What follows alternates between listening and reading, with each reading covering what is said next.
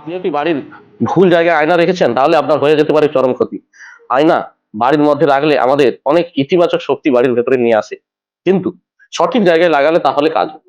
যদি living room যেখানে আমরা সবসময় থাকি সেই রুমে আপনি উত্তর পূর্ব কোণ, যেটাকে বলছে ঈশান কোণ, সেখানে আপনি আয়না লাগাতে পারেন। তাহলে কি হবে, বাড়ির মধ্যে অনেক শুভ শক্তি প্রবেশ করবে।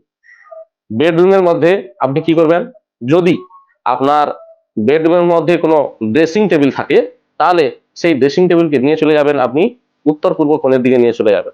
সারাদিন আয়না খোলা থাকবে, কিন্তু রাত্রে শোয়ার সময় কিন্তু সেই আয়নাটাকে বন্ধ করে রাখতে হবে। কেন? যে বিছানায় শুয়ে থাকবে তার কোনো ছায়া বা তার কোনো প্রতীক যেন আয়নাতে না ওঠে, তাহলে কিন্তু শারীরিক তার ক্ষতি হওয়ার সম্ভাবনা রয়েছে। এছাড়া যেখানে আপনারা রাখবেন না কোনোদিনও আয়না, সেটা হলো দক্ষিণ এবং পশ্চিম দিক। দক্ষিণ দিকের দেওয়ালে কোথাও কোনো আয়না লাগাবেন না, এবং পশ্চিম দিকে আপনারা কখনো আয়না লাগাবেন না।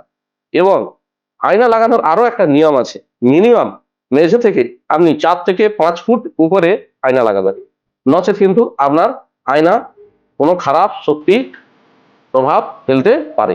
এই জন্য আরো একটা জিনিস আপনি ভাববেন, যে যেখানে জানলা এবং দরজা আছে, অনেকে আবার জানলার উপরে দরজার উপরে আয়না লাগিয়ে ফেলে, সেটা কিন্তু করবেন না। আর জানলা দরজার উপরে মানে 6 ফুটের উপরে আয়না, সেটা লাগানো একেবারে উচিত নয়। 4 থেকে 5 ফুট উপরে কিন্তু আয়না আপনাকে লাগাতে হবে।